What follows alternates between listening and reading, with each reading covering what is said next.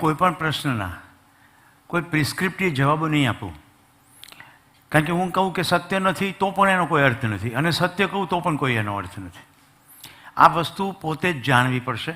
તો જ્યાં સુધી વિષયમાં મારી નિરંતરતા છે એનું સ્પષ્ટીકરણ ના આવે ત્યાં સુધી આ પ્રશ્નને સટીક રીતે જવાબ આપી શકાય નહીં.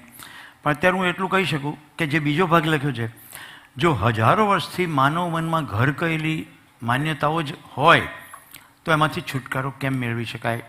તો અગાઉના સત્રમાં મેં કહ્યું કે હું જ માનું છું, મેં જ પકડ્યું છે, એવું સ્પષ્ટ થાય તો એમાંથી છુટકારો તરત જ થઈ જાય. એટલે વારંવાર એક સૂત્ર જીવન વિદ્યાનું કહેવામાં આવે છે, ધ્યાન દો. ધ્યાન ખાલી દો, ધ્યાન કરવાને બદલે ધ્યાન દો. જેટલું ધ્યાન જતું રહે એટલી સ્પષ્ટતા અંદર જ થઈ જાય. તો જેટલી પણ માન્યતાઓ છે, ખાલી આ જ નહીં, ઘણી બધી માન્યતાઓમાં પોતે જ પૂછવું પડશે કે હું આ જે કંઈ કરું છું, કોઈ કર્મકાંડ કે અવતારવાદ પ્રમાણે કંઈ પણ, એનાથી મને કશોય ફરક પડે છે ખરો? મારા આ કરવાથી અસ્તિત્વના એક પણ નિયમમાં ફેર પડે છે ખરો? જેમ કે કોઈ એમ માનતું હોય કે આટલા પૂજાપાઠ કરો બીમારી મટી જાય, તો ચકાસવું પડે, તો પોતાની જ રીતે પોતાની જ અંદર ખબર પડી જાય. છુટકારો મેળવવો બહુ જ સરળ છે, સ્વયંએ ધ્યાન દેવું પડે. વિવિધ ધર્મોના નામે માનવ પર માત્ર ભય અથવા લાલચનો જ અંકુશ રાખવામાં આવે ત્યારે જીવનનું સ્વાતંત્ર્ય હણાઈ જતું હોય છે ખરું? જીવનનું સ્વાતંત્ર્ય કદી હણાતું નથી, પણ જે વ્યક્તિ એ સ્વીકારી લે છે એ પોતે જ પોતાની જાતને બંધનમાં નાખી દે છે. જ્યારે કરનાર કોઈક છે એવું હું સ્વીકારી લઉં છું, ત્યારે પછી મારી અંદર કરવા માટેનો કોઈ ઉત્સાહ રહેતો નથી. દાખલા તરીકે આ શિબિરમાં બધું બરાબર ચાલે એના માટે મારે કંઈ કરવાનું નથી, જે પણ કરવાનું છે એ તો આયોજકે જ કરવાનું છે, એવું મેં એકવાર સ્વીકારી લીધું તો પછી જેવી વ્યવસ્થા મને દેખાતી હશે એવી જ હું ચલાવી લઈશ. તમે જોયું તમારી ખુરશીઓ બદલાઈ ગઈ છે, ગાડલાઓની વ્યવસ્થા બદલાઈ ગઈ છે, આ તમે જોઈ રહ્યા છો. સંજયભાઈ ત્યાં બેસી ગયા છે, તમને દેખાય છે. પ્રત્યેક ક્ષણે હું કંઈક કરવા માટે સક્ષમ છું અને મારી પણ આમાં કંઈક ભૂમિકા છે. આ બધું એમનેમ થઈ નથી રહ્યું, કોઈક કરવાનું છે એવું આધાર રાખ્યા વગર જે યોગ્ય છે એ કરવું જોઈએ. તો હું કમસે કમ મારો વિચાર તો વ્યક્ત કરી શકું. તો મેં એવો વિચાર વ્યક્ત કરો કે ઓડિયન્સ મારાથી જેટલું નજીક હોય એટલું મારો ચહેરાના ભાવો પકડી શકશે. ધ્યાન દેશો તો મારા અંદરના ભાવો પકડી શકશો. તો કોમ્યુનિકેશન એટલે પ્રત્યાયન કે વાતચીત બરાબર થશે. તો મેં કહ્યું ખુરશીઓ આમ ગોઠવવી જોઈએ, તો ગોઠવાઈ ગઈ. તો મારી કોઈક ભૂમિકા તો છે, એટલે સ્વતંત્રતા હણાઈ નથી જતી, પણ હું એમ સ્વીકારી લઉં, હું એવું માનવા લાગું કે હવે મારાથી કશું થશે નહીં, તો એ માન્યતા છે. તો પછી રેશનલિઝમ સ્વીકારવું સારું. હવે રેશનલિઝમની જે વિભાવના કે કન્સેપ્ટ છે એના બે મુખ્ય પ્રવાહો છે. એક રેશનલિઝમ દરેક વસ્તુને કેવળ અને કેવળ પોતાને સ્વીકૃત જે બુદ્ધિની બાબતો છે એનાથી ચાલવાનો કાર્યક્રમ છે. તો મિત્રો, રેશનલિઝમના એ પ્રવાહમાં જે વિજ્ઞાન, ભૌતિક વિજ્ઞાન, રસાયણ વિજ્ઞાન ને જીવ વિજ્ઞાન કહેતું હોય એટલું સાચું, બાકીનું બધું ખોટું અથવા અસ્તિત્વ નથી. તો રેશનલિઝમના એંગલથી જોઈએ તો એક વ્યક્તિનો બીજા વ્યક્તિ સાથેનો સંબંધ કોઈ લેબોરેટરીની અંદર તપાસી શકાશે નહીં. બીજું રેશનલિઝમ એવું છે કે જેની અંદર વાસ્તવિકતાને તપાસવા માટેનું મન ખુલ્લું છે, રાઈટ? એટલે લેબોરેટરી સિવાયનું પણ કશું હોઈ શકે. તો પહેલો પ્રવાહ કેવો છે? એ પ્રૂવ કરી શકો તો જ હા, નકર ના. તો જે વસ્તુ લેબોરેટરીની પકડમાં નથી આવતી એ પ્રૂવ નહીં કરી શકાય. તમારા પૈકી કોઈને મારા પ્રત્યે કોઈ આદરનો ભાવ છે તમારી અંદર, એ કેવી રીતે પુરવાર કરવાનો? એ પ્રૂવ ના કરી શકાય. કારણ કે જેવો અભિવ્યક્ત થવા માંડે, જેમ કે કીર્તિબેને મારા માટે ખાંડ વગરની ચા બનાવડાવી અને રાહી દ્વારા મને મોકલાવી અને મેં એ પીધી. લેબોરેટરીમાં કેટલું દેખાશે? આ રૂમની અંદરથી રાહી ચા લઈને આવ્યો, આટલું દેખાશે. હજી વધારે કેમેરા ચલાવે તો કીર્તિબેન રસોડામાં ચા બનાવડાવતા હોય એવું દેખાશે. આની અંદર એવું કંઈ નહીં દેખાય કે એમનો મારા પ્રત્યેનો આદર છે. દેખાશે તો છે કે નહીં? તો આ અર્થમાં રેશનલિઝમને જોવું કે જે લેબોરેટરીની પકડમાં ના આવે એવું પણ અસ્તિત્વમાં કશુંક છે. અહીંયા એક લીટીમાં કહું, આખા અસ્તિત્વમાં સંબંધ પરસ્પર સજેલો છે, એ પ્રત્યેક માણસ સમજી શકવા સક્ષમ છે. અને એ સંબંધ જો રેશનલિઝમની પકડમાં ના આવતો હોય તો એવું રેશનલિઝમ સ્વીકારવા માટે હું તૈયાર નથી. લોકજીવનની પેઢીઓમાં દ્રઢપણે બેસી ગયેલી મોટાભાગની ધાર્મિક અને પૌરાણિક વાતો સાંપ્રત સમયમાં તર્કસંગત બિલકુલ લાગતી નથી. તો શું એ માત્ર રૂપકો હશે? વર્તમાન જીવનમાં એનું મહત્ત્વ શું અને કેટલું? રૂપકો હશે કે રૂપકો નહીં હોય, બેમાંથી કશું કહી શકાશે નહીં. પણ સંભાવના તો રૂપકની જ લાગે છે. કેમ? જેણે લખ્યું છે એ ઉપલબ્ધ નથી. જે સમયકાળનું વર્ણન છે તે સમયકાળમાં એમ લખ્યું હોય કે આવા માણસો થતા હતા, તો આપણી પાસે એવી કોઈ ચકાસણી કરવાની સામગ્રી નથી જેનાથી એવું નહીં થતું હોય એવું કહી શકીએ. ફોર એક્ઝામ્પલ, ભીમે લાત મારીને હાથીને આકાશમાં ફેંકી દીધા એવી વાત છે. અત્યારે જોઈએ તો કોઈ માણસ હાથીને લાત મારીને આકાશમાં ફેંકી શકે એવું લાગતું નથી. પણ પછી ભીમનું વર્ણન એવું હોય કે ભીમ પોતે 50 ફૂટના હતા અને હાથીની કેટલી સાઈઝ હતી એ સ્પષ્ટ નથી. સમજાય છે? જેવું હાથી બોલીએ એટલે આપણા મનમાં 12 ફૂટ ને 15 ફૂટ જ દેખાય છે. હાથી નાનો પણ હોઈ શકે. મેં ઇન્ડોનેશિયાના જંગલમાં હથેળીની અંદર સમાઈ જાય એટલું વાંદરું જોયું છે. આટલુંક જ. ફોટો બતાડો તો તમને મોટું વાંદરું જેવું જ લાગે, પિગ્મી મંકી કે. હવે હું એમ કહું આ ખુશીને કે મારા જબ્બાના ખિસ્સામાં 4 વાંદરા જમણા ખિસ્સામાં અને 5 વાંદરા ડાબા ખિસ્સામાં નાખીને હું પછી જંગલમાં જતો હતો, તો એ શું કહેશે? એવું તો હોતું હશે, કારણ કે એના મનમાં વાંદરાની કલ્પના આવી છે. તો માણસો ઊંચી લંબાઈના હશે કે નહીં હોય એ બેમાંથી કશું કહી શકાય નહીં. આપણે શું કરી શકીએ? આપણે સાંપ્રત માન્યતાઓ જેટલી છે એને તપાસી શકીએ. કેટલી રીતે? 3 રીતે. સ્વયંમાં નિરીક્ષણ, મને કેમ લાગે છે? સાથીમાં પરીક્ષણ, તમને કેમ લાગે છે? અને ત્રીજો તો અતિ મહત્ત્વનો મુદ્દો છે, સમાજમાં સર્વેક્ષણ. શું દરેક વ્યક્તિને દરેક સમયે દરેક જગ્યાએ દરેક સ્થિતિમાં આ સ્વીકૃત થશે કે ભાઈ ભીમે હાથીને લાત મારીને આકાશમાં નાખી દીધો એવી માણસ શક્તિ કેળવી શકે છે એવું હું માનું છું, તો શું પૃથ્વીના બધા માણસો એ સ્વીકારી શકશે? એનાથી જિંદગીના કોઈ પણ મૂળભૂત પ્રશ્નોનો હલ થશે? તમારો જે મુદ્દો હતો ને ભાઈ જ્ઞાનનો, આ જ્ઞાન છે. મારા જિંદગીના મૂળભૂત પ્રશ્નોનો હલ થશે? અમદાવાદમાં એક પર્યાવરણ શુદ્ધિ યજ્ઞ થયો 1000 કુંડીનો. એમાં અરણીનું લાકડું ઘસીને અગ્નિનું સ્થાપન કરવામાં આવ્યું અને બીજે દિવસે છાપામાં સમાચાર આવ્યા કે અગ્નિનારાયણની સ્થાપના થયા પછી ખુશાલીના ભાગરૂપે આતશબાજી કરવામાં આવી. શેનો યજ્ઞ હતો? પર્યાવરણ શુદ્ધિ યજ્ઞ. તો આપણે તો પ્રશ્ન પૂછવો પડશે ને કે આકાશ હવાની અંદર ફટાકડા ફોડવાથી પ્રદૂષણ કરવું જરૂરી છે જેથી કરીને પછી સાફ કરી શકાય. આ માર્મિક ભાષા બોલી રહ્યો છું, પકડાય છે? પહેલાં ગંદુ કરો પછી સાફ કરો, પણ એમ ના પૂછી શકીએ કે ગંદુ જ ના કરીએ? તો આ બધી માન્યતાઓ જાતે ચકાસવી પડશે. તો સાંપ્રત સમયની અંદર જોવું પડે વર્તમાન જીવનમાં એનું મહત્ત્વ શું અને કેટલું, મારી જિંદગીનો કયો મૂળભૂત પ્રશ્ન એનાથી હલ થાય છે. અને મારી જિંદગી કહું એટલે હું એકલો છું નહીં, એટલે આખો પૃથ્વીના તમામ માનવો, તમામ વનસ્પતિઓ, તમામ પ્રાણીઓ, તમામ વસ્તુઓ,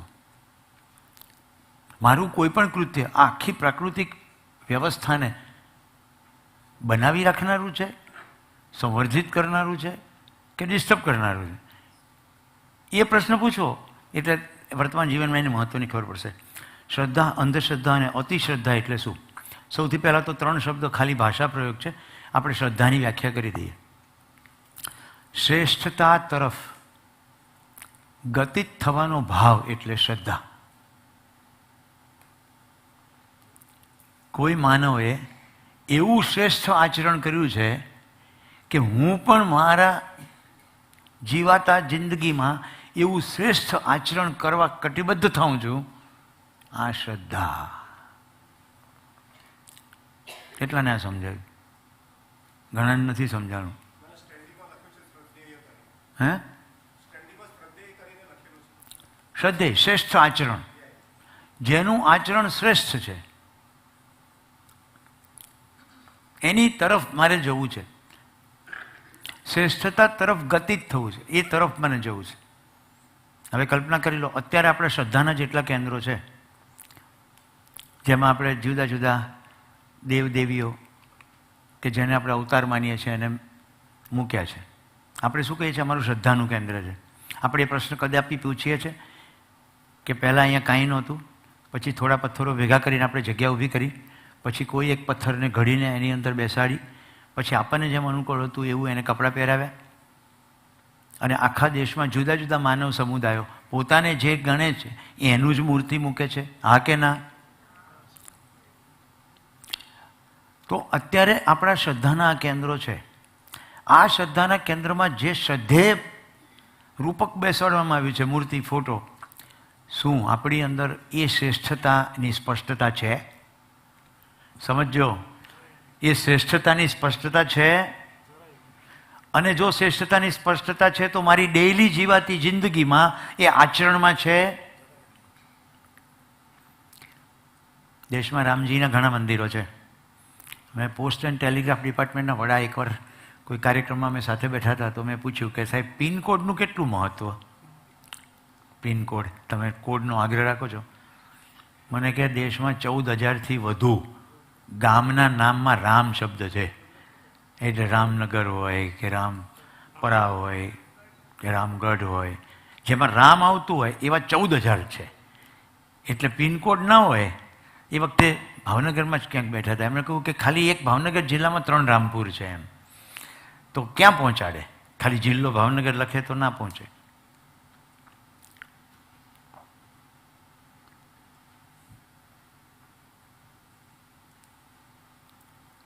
રામજીના મંદિરો છે? યસ ઓર નો? સદીઓથી આપણા દેશમાં આપણે રામજીની વાતો કરીએ છીએ. કેટલા ભાઈઓએ કોર્ટમાંથી કેસ પાછા ખેંચી લીધા? રામજીના આદર્શમાં એક ઘટના લઈએ કે પિતાજીની આજ્ઞાને સર્વમાન્ય માનીને એમણે ઘર છોડ્યું. એમના બંને ભાઈઓએ એમના ઘર છોડવાથી ગાદી પચાવી પાડવાની વાત કરી. રામજીના ભાઈ તો એવું વિચારે છે કે મારો ભાઈ જંગલમાં છે, એને સરખું ખાવા પીવાનું નથી, એને સરખું ઓઢવાનું નથી, હું કેવી રીતે મહેલમાં સૂઈ શકું? રામજીના ભાઈ ભરતજી તો અયોધ્યાની બહાર ઘાસની ઝૂંપડીમાં રહે છે. આવું કહેતાંય મને રોમાંચ થાય છે, એક પ્રસન્નતા થાય છે કે શ્રેષ્ઠતા તરફ મારું ધ્યાન ગયું કે મારો ભાઈ દુઃખમાં છે, ભલે શારીરિક દુઃખમાં છે, સુવિધાના અભાવમાં છે, તો હું કેવી રીતે સુવિધા ભોગવું? જો રામજી પિતાજીની આજ્ઞા પાળીને બધું કષ્ટ સહન કરવા તૈયાર થયા છે, તો મારા પિતાજી પ્રત્યે કેવી લાગણી છે? આવું જો હું તપાસું નહીં તો ક્યાં છે મારી શ્રદ્ધા? અહીંયા પ્રસ્તાવ શું છે? શ્રેષ્ઠતા તરફ ગતિત થવાનો ભાવ. ગતિત એટલે એ તરફ જવું છે મને. તો મેં શ્રેષ્ઠતાને ઓળખી, હવે હું શ્રદ્ધાના કેન્દ્રમાં જાઉં છું, તો મારી અંદર નિષ્ઠા છે કે હું આ શ્રેષ્ઠ આચરણ મારી અંદર લઈ આવીશ. આ મારી આખી લઈ આવવાની પ્રક્રિયાનું નામ છે પૂજ્યતા. આપણે પૂજ્યતા કોને કહીએ છીએ? અહીંયા પૂજ્યતા કોને કહેવાય રહ્યું છે? શ્રેષ્ઠતા તરફ ગતિત હોવાનો ભાવ શ્રદ્ધા. આ શ્રદ્ધાપૂર્વક હું ગતિત થવા માટે જે પ્રયત્નો કરું, પૂજ્યતા.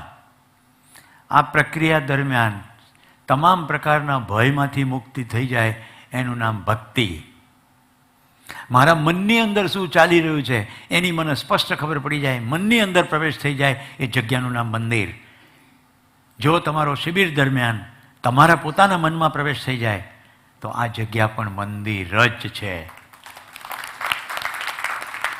અને સંસારના તમામ પ્રકારના ભ્રમ દૂર થઈ જાય અને અસ્તિત્વ જેવું છે તેવું દેખાવા લાગે, એનું નામ જાગૃતિ. તમામ પ્રકારના ભ્રમમાંથી મુક્તિ એટલે મોક્ષ. કશે જવાની વાત નથી, અહીંયા જ રહેવાની વાત છે. તો મેં છેલ્લો પ્રશ્ન હતો શ્રદ્ધા.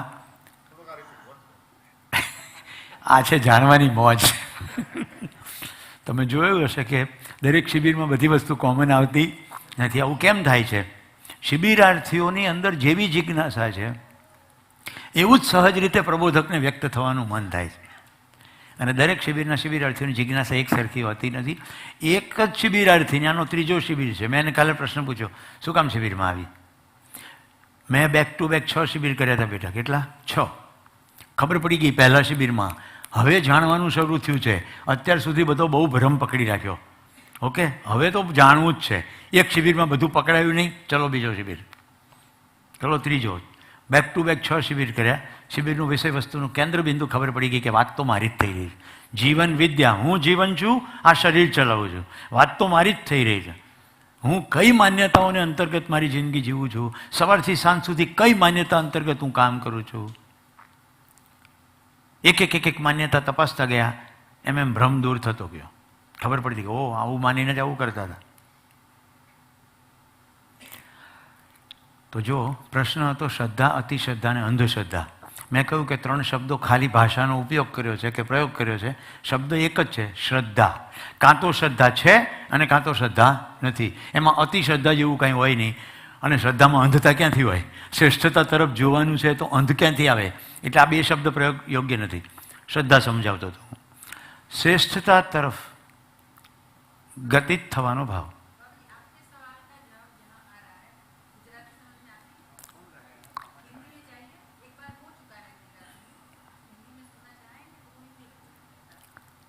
आपको पकड़ में आ रहा है? बहुत अच्छा. श्रेष्ठता की ओर गतित होने का भाव, श्रेष्ठता तरफ गतित થવું, એ તરફ જવાનો ભાવ એટલે શ્રદ્ધા. તો મારી જિંદગીમાં જે કોઈ કંઈ છે એમાં કંઈક શ્રેષ્ઠતા છે, હું એ લેવલે નથી, મારે એવું શ્રેષ્ઠ થવું છે, એની હું નિષ્ઠા મારી અંદર દ્રઢ કરી દઉં તો હું એમ કહી શકું કે મને એનામાં શ્રદ્ધા છે. નહીં તો શ્રદ્ધા છે નહીં, વાર્તા છે. આપણે ત્યાં કેટલીક કથાઓ થાય છે. એમાં એક ફેમસ કથાઓ છે જેમાં 5 અધ્યાય છે. રાઈટ? એ 5 અધ્યાયની કથાની અંદર છેલ્લે એક પ્રસાદ આપવામાં આવે છે. ઓકે, તમે પ્રશ્ન ઉપર આવો એ પહેલાં કહી દઉં. મને જો કોઈ એ કથામાં આમંત્રણ આપે છે તો હું 2 શરત કરું છું. નંબર 1, મને એનો પ્રસાદ બહુ ભાવે છે, જે શીરો. તો શરત જે છે મારે કહેવામાં શું વાંધો? આમાં શું છે, તમારામાંથી કોઈના હૃદયમાં રામ જાગે, રામ આવી ગયા ને પાછા. મને પ્રસાદ ભાવે છે. હવે કોઈ શબ્દ બોલશો નહીં, તમારી અંદર દેખાશે જ.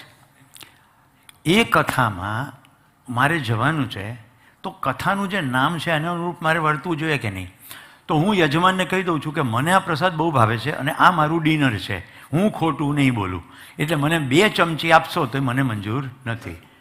તો હું આવું જરૂર, પણ મને પૂરો બાઉલ જોશે. શરત નંબર 1, એની પેટા શરત, બોલમાં જ જોશે, વાટકામાં જ જોશે, ગંદા છાપાના ટુકડામાં નહીં જોઈએ. કારણ કે એમાં કાર્બન ને ગંદી શાય છાપા છે ને ફૂટપાથ ઉપર જ ગોઠવાતા હોય. કોઈક દિવસ સવારે છાપાવાળો ગોઠવતો હોય ને ત્યારે જોવું. એટલે એવું નહીં કરવું. નંબર 2, બપોરે સમારી રાખ્યા હોય, કથા સાંજે હોય, એ કેળા સાંજે કેવા થઈ ગયા હોય, લાશ પડી હોય કેળાની, બધી બાજુથી કાળા ચીકણા, એને શીરાની અંદર ભેળવીને એવું કીચડમ મને ફાવશે નહીં. એટલે મને પ્રસાદમાં કેળા આપવા નહીં. એટલે એ તરત પૂછે, બિલકુલ તમારી શરત મંજૂર, તમારા માટે પ્રસાદ જુદો રાખશું. તમે ક્યારે આવશો? 5મો અધ્યાય પૂરો થવાના 10-15 મિનિટ પહેલાં આવીશ.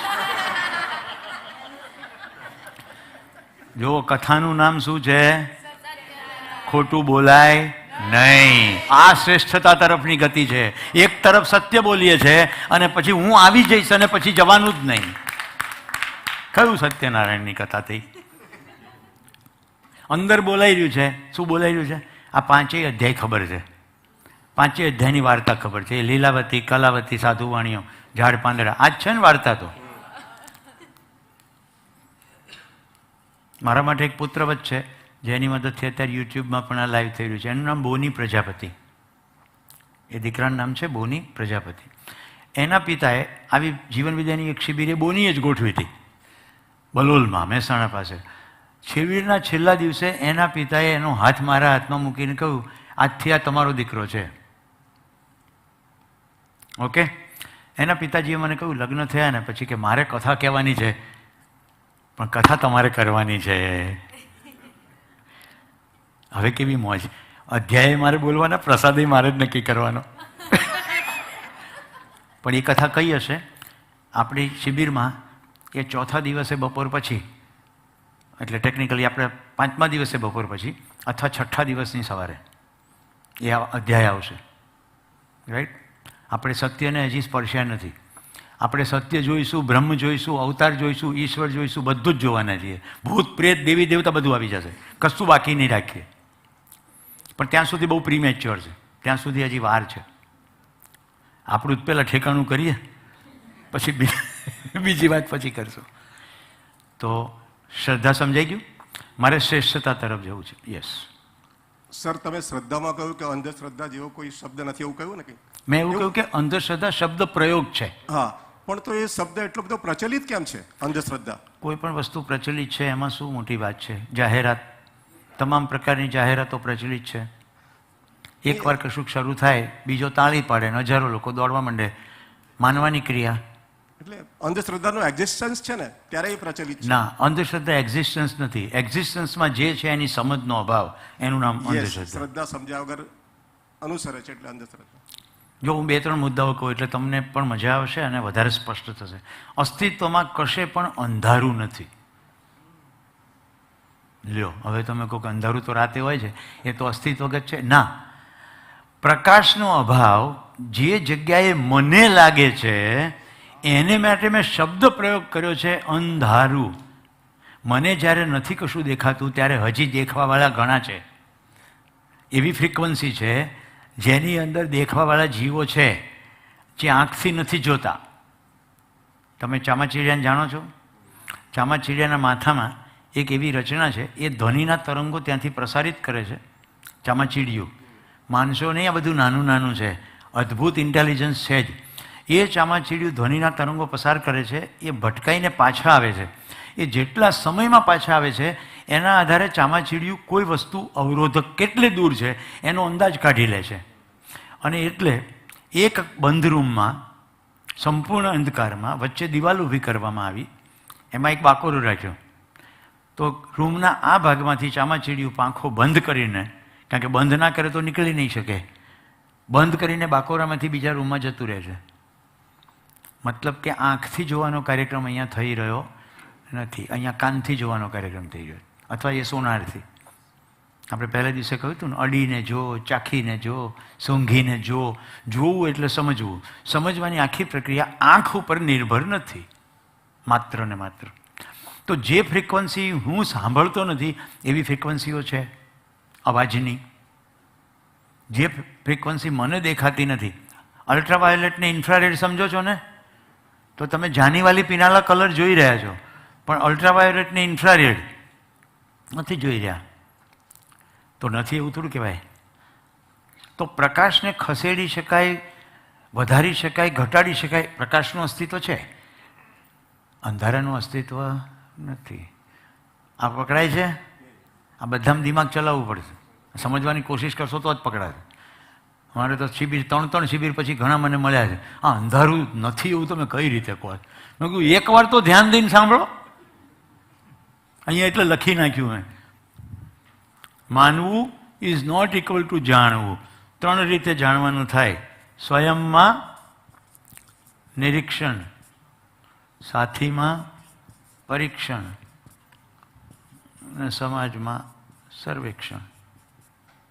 એટલે હું કહું કે અંધારું છે તો તરત કોઈક વિજ્ઞાની કહેશે નથી. સમાજમાં સર્વેક્ષણ એટલે જે જુદી જુદી ફ્રીક્વન્સીને જુએ છે.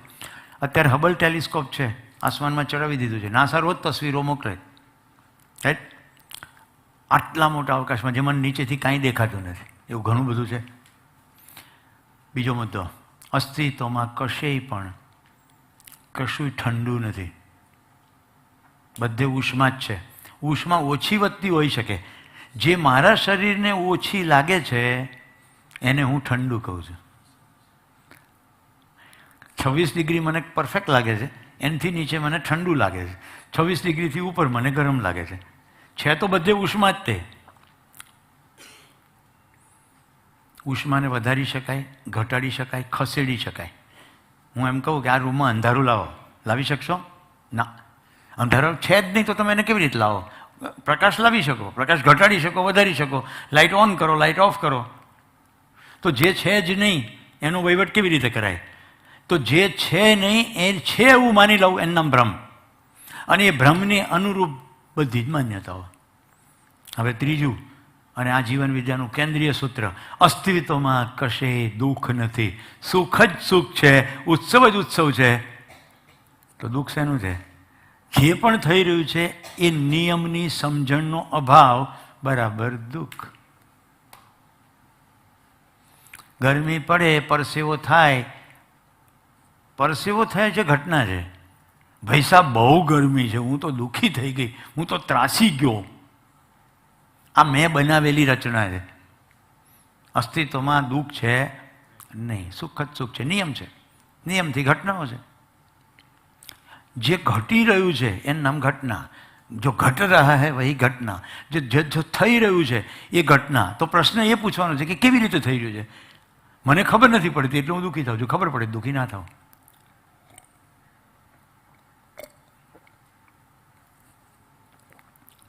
તમે ડૉક્ટર પાસે ઇન્જેક્શન લેવા જાઓ, એ સોય ખોસે તો દુઃખે કે નહીં? હા કે ના? સંવેદના થાય ને? આપણે ડૉક્ટરને પૈસા પણ આપીએ ને પાછા થેન્ક યુ કહીએ કે થેન્ક યુ ફોર દુઃખી ડુઈંગ ટુ મી. તમે મને દુઃખી ડુઈંગ કર્યું, દુઃખી કરીંગ, થેન્ક યુ. પાછા પૈસા પણ આપીએ. કેમ? ખબર પડી ગઈ કે એ મને દુઃખી કરતો નથી, એ મને સાજા કરવા માટે કોઈક રસાયણ આમાં નાખે છે. નિયમ છે કે આ શરીરની અંદર કંઈક થતું હોય, અમુક રસાયણથી અમુક થઈ જાય, હું સાજો થઈ જઈશ. નિયમ ખબર પડી ગઈ?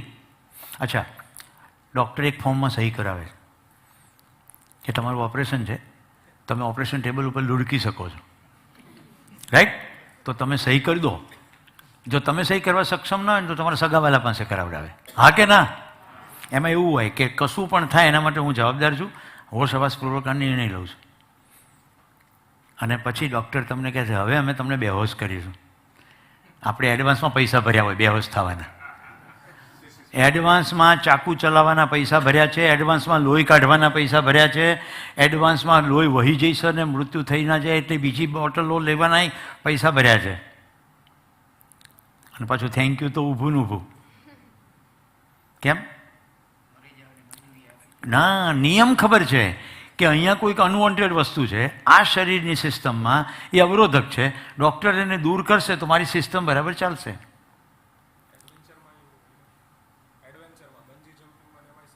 બધામાં સાઇન કરાવે, બિલકુલ. હું રોક ક્લાઇમ્બિંગ કોર્સ કરવા ગયો તો માઉન્ટ આબુમાં પહેલે જ દિવસે ફિલ્ડ ઉપર લઈ ગયા, ત્યાં તકતી બતાડી સફેદ કલરની કે અમદાવાદના એક ડૉક્ટર અહીંથી જમ્પ મારતા ગુજરી ગયેલા. અને ફોર્મ તો ભર્યું જ હોય સાઇન કરતી વખતે, ત્યાંથી જ જમ્પ મારવાનો હોય જ્યાં એ ગુજરી ગયા હોય. કોર્સનો ભાગ છે. કોઈ રોક ક્લાઇમ્બિંગ કર્યું હોય માઉન્ટ આબુમાં તો જે વોલ કહેવાય, વોલ એની ઉપર જમ્પ મારવાનો હોય, એને લોંગ સ્વિંગ રેપલિંગ કહેવાય. એટલે મેં કર્યું છે કોર્સના ભાગરૂપે. એટલે ભય તો લાગે જ, પણ આપણે જ નક્કી કર્યું હોય શીખવું છે.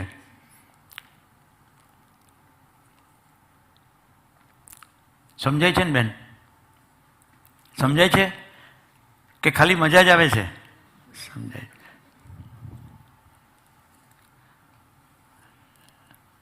મેં તમારા પ્રશ્નનો પણ ઘણા વિગતે જવાબ આપ્યો શ્રદ્ધાના પ્રશ્નના સંદર્ભમાં. તો કાં તો શ્રદ્ધા છે અને કાં તો શ્રદ્ધા નથી. તો શ્રદ્ધા નથી પછી જે માની રાખ્યું જેને તમે અતિશ્રદ્ધા કહો, અંધશ્રદ્ધા કહો, પછી બધા શબ્દના પ્રયોગ છે. જેમ ઉષ્મા નથી તો શબ્દ શું કીધો? અંધારું. પણ અંધારું છે નહીં, આખું અસ્તિત્વ પ્રકાશમાન છે. એટલે માણસ ખાલી ધ્યાન દે તો આખું અસ્તિત્વ સમજી શકાય છે. પરમ આદરણીય નાગરાજીએ 1, 2 ની 20 વર્ષ સુધી અસ્તિત્વ પર ધ્યાન દીધું તો આખું અસ્તિત્વ પ્રકાશિત છે. એમણે એટલી હદ સુધી કહ્યું છે પ્રત્યેક માણસ આ સમજી શકે છે, એટલે નિશાળમાં શિક્ષણમાં લઈ આવવાની જરૂર છે. દરેક સમજી શકે છે, એટલે કોઈ વ્યક્તિનો મહિમા નહીં, એટલે કોઈ નિશાળ, એટલે કોઈ ટ્રસ્ટ નહીં, કોઈ ફંડ ફાળો નહીં, કોઈ પૈસાની વાત નહીં. અમે તો બહુ સદભાગી છીએ કે એમના ઘરે જવાની તક મળી, એમની પાસેથી શીખવાની તક મળી. અમે હંમેશા પરિવારનો જ ભાવ અનુભવાયો છે. મેં તો આજે સવારે દીકરીને પણ કહ્યું, હું નાસ્તા માટે ગયો તો એ જે ટેબલ ઉપર હતી આમ વાંકી વળી વળીને બધાના ફોટા પાડ્યા. હું ને સંજયભાઈ કરતા હતા એટલે મારું તરત ધ્યાન ગયું. જો કેવું ધ્યાન જાય છે. મેં એને પાસે બોલાવીને મેં કીધું, હું પરિવાર વિધિથી શિબિર ચલાવું છું, તો આ 4 બેઠા એ તારા પરિવારના છે, હું નથી, અમારો ફોટો નહીં પાડવાનો. મારો સંજયભાઈનો ફોટો પાડ. પછી એને પાડ્યો. હજી મોકલ્યો છે કે નહીં? પછી આવું સટીક સટીક ધ્યાન જાય કે મારો પરિવારનો ભાવ છે અને મને તારવી દીધો.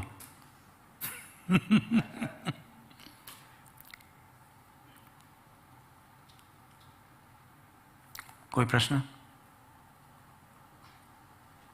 ઠીક છે ગોવિંદભાઈ, આઈ જસ્ટ રિપીટેડ. આગળ ચાલીએ. હવે આપણે હવે શેની યાત્રા કરી રહ્યા છીએ? માનવું અને જાણવું. એનીવે આ ચાલે એનું પહેલાં આપણે એક્સરસાઇઝ કરાવી દઈએ.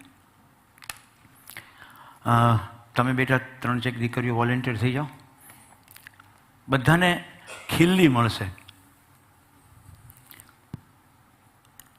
ક્વિકલી પહોંચાડી દો. એ લોકો જાતે વહેંચી લેશે. ઠપકો આપો. તમને જે ખીલ્લી મળે એની દોરી છોડવાની નથી.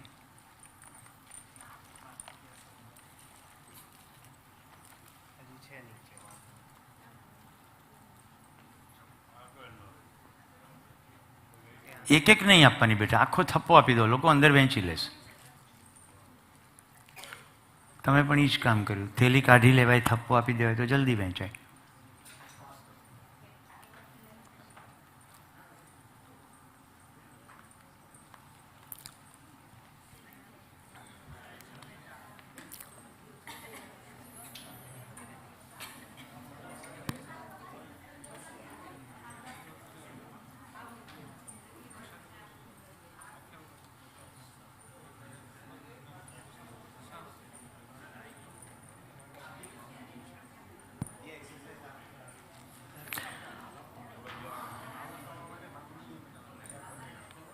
તો મિત્રો, જો જાણતા નથી તો પછી જે કંઈ છે એ બધું માન્યતા છે. આ સમજાય છે? જો જાણવાની કોશિશ નથી કરતા તો પછી બાકી બધો સમૂહ માનના જ છે. અને જો માનેલું છે એને ચપાસતા નથી તો એ માન્યતાઓ દ્રઢ રહેવાની જ છે. એટલે એક સૂત્ર છે, માને હુએ કો જાન લો, માને હુએ કો જાન લો, જાને હુએ કો માન લો. કારણ કે માનવાનું તો સહજ જ છે, આવડી જ ગયું છે. કોઈક બોલે ને તરત માનવા માંડીએ. આપો આપો, પ્રશ્ન પૂછો. આમને માઇક આપો.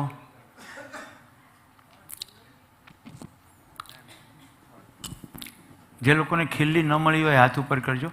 આ એક નાનકડો પ્રયોગ છે. તમે પોઈચામાં કર્યો તો? નહોતો કર્યો ને? તો તમને ધ્યાનમાં રાખીને આ પ્રયોગ કરવામાં આવશે.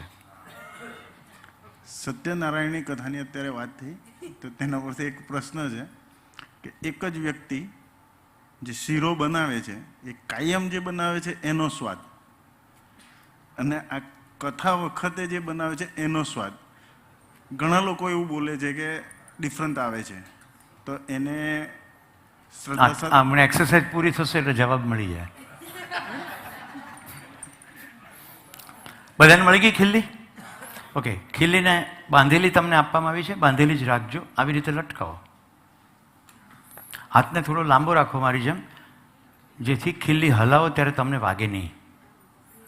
ઓકે, આમ સિમ્પલ પકડો. આપણે રસા ખેંચમાં ઉતરવાનું નથી, રાઈટ? એટલે સિમ્પલ પકડો. હું તમને પહેલાં ગાઈડ કરીશ. વધારાનો જે દોરો છે એને તમે અંદર લઈ શકો જેથી તમને નડે નહીં. ખીલ્લીને આવી રીતે હલાવો, છાતીથી નજીક અને દૂર. હાથ એવી રીતે રાખો કે તમને વાગી ના જાય, ચહેરાને કે છાતીને વાગી ના જાય. તમે કેટલો બધો હાથ રાખ્યો છે ચહેરાથી નજીક, તમારા માટે મને ચિંતા થાય. આમ હાથ રાખો જેથી જો મને જરાય વાગશે નહીં, વાગે, કારણ કે મારો હાથ ખુલ્લો છે. વાગવું નહીં જોઈએ.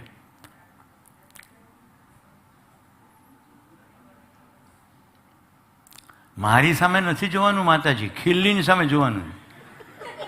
મેં એવું કીધું કે ખિલ્લી જુઓ, તો મારી સામે જોવે. ઓકે, હાથ નીચે કરો, થાક ખાઈ લ્યો. તમે કોઈ નાસ્તો કર્યો નથી 3 દિવસથી, એટલે થાકી ગયા હશો. હવે બીજા નંબરની મૂવમેન્ટ, ડાબે અને જમણે હલતી ખીલીને જુઓ.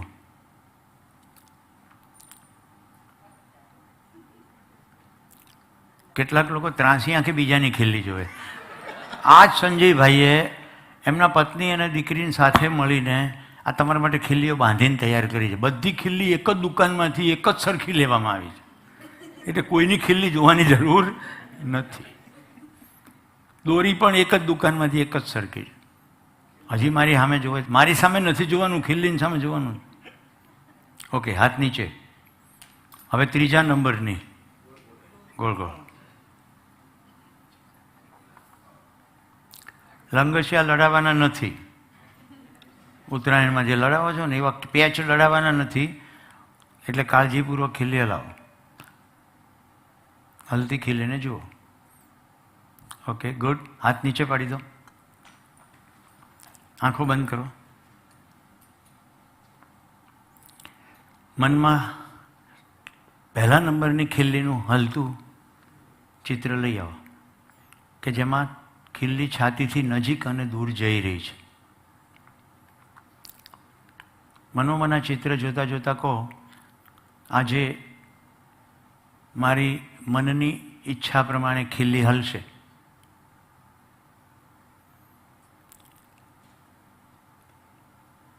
ચિત્ર નંબર 2 લઈ આવો. ખીલ્લી ડાબેથી જમણે ચાલી રહી છે. આ ચિત્ર જોતા જોતા મનમાં જ કહો, હું જેમ મનમાં જોઈશ એમ જ ખીલ્લી હલશે. ત્રીજા નંબરનું ચિત્ર લઈ આવો, ગોળ ગોળ.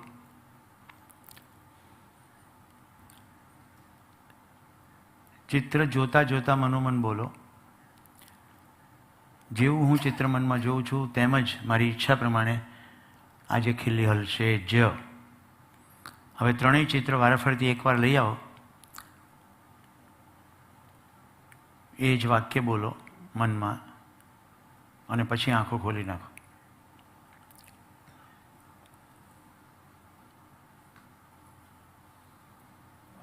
આંખો ખોલી નાખો. હવે એક્સરસાઇઝ શરૂ થાય છે. ખીલ્લીને સીધી લટકાવો. બધો જ સમય તમારું ધ્યાન ખીલ્લી ઉપર ધ્યાન. તમારા હાથના કોઈ પણ ભાગ, આંગળી, અંગૂઠો, ખીલ્લીની મૂવમેન્ટને અવરોધે એવી રીતે નહીં હોવો જોઈએ. સિમ્પલ મેં પકડાવી છે ને તમને, બાબાજી એસે પકડો ખીલ્લી કો. તમારી બીજી આંગળીઓ ખીલ્લીની મૂવમેન્ટને અવરોધતી હોવી જોઈએ નહીં, સિમ્પલ જ પકડવાનું. Okay, good. હવે કશું બોલ્યા વગર એક્સરસાઇઝ ફોલો કરો. લટકાવો ખીલ્લીને. મનમાં પહેલા નંબરનું ચિત્ર લઈ આવો. બધો સમય ખીલ્લી ઉપર જ ધ્યાન, ખીલ્લી ઉપર જ ધ્યાન. આંખો ખુલ્લી. મનમાં પહેલા નંબરનું ચિત્ર લઈ આવો. મનોમન કલ્પના કરો કે ખીલ્લી નજીક અને દૂર ચાલી રહી છે. મનમાં ચિત્ર જોતા જોતા મનોમન કમાન્ડ કરો કે હું જેમ જોઉં છું એમ ખીલ્લી તું હલ. બોલવાનું નથી. જેની ખીલ્લીની મૂવમેન્ટ શરૂ થઈ ગઈ છે એ મનની અંદર ખીલ્લીની ઝડપ વધારો. મનમાં જ ઝડપ વધારો, મતલબ કે હજી છાતીથી વધુ નજીક અને વધુ દૂર. વેરી ગુડ, બહુ જ સરસ. ખીલ્લી ઉપર જ ધ્યાન. હલતી ખીલ્લીને જુઓ, મનમાં ઝડપ વધારો. ખીલ્લી ઓટોમેટિક ઝડપ વધારશે. તમારે કશું કરવાનું નથી. જે કરવાનું છે બધું ખીલ્લી જ કરશે. હવે મનમાં ચિત્ર બદલી નાખો. ડાબે જમણે મનમાં ચિત્ર બદલી નાખો. જેવું મનમાં ચિત્ર બદલશો 2-5 સેકન્ડ ખીલ્લી કન્ફ્યુઝ થશે, પણ પછી સરવાળે તમે જેવું ચિત્ર જુઓ છો તેમ જ હલશે. ડાબેથી જમણે ને જમણેથી ડાબે. Very good. જેને ડાબેથી જમણે હલવાની શરૂ થઈ ગઈ છે એ મનમાં ચિત્રની ઝડપ વધારો. મનમાં ચિત્રની ઝડપ વધારો.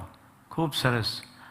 કલ્પના કરો દરેક વખતે ડાબેથી જમણે ને જમણેથી ડાબે જાય છે ત્યારે એનો ચાપ એટલે કે આર્ચ એ લાંબો થતો જાય છે, વધુ ફાસ્ટ અને વધુ લાંબો. મનમાં ત્રીજા નંબરનું ચિત્ર લઈ આવો, ગોળ ગોળ. જેવું મનમાં ચિત્ર બદલશો એટલે ખિલ્લીની મૂવમેન્ટ બહાર પણ બદલાવાની શરૂ થશે. ગોળ ગોળ. આંખો ખુલ્લી રાખો સાવલિયા સાહેબ, ખુલ્લી આંખે આ બધું જ જોવાનું છે. મનોમન મનોમન જુઓ કે દરેક વખતે વર્તુળ મોટું થઈ રહ્યું છે, બિગર એન્ડ ફાસ્ટર, હજી મોટું, હજી મોટું, બિગર એન્ડ ફાસ્ટર.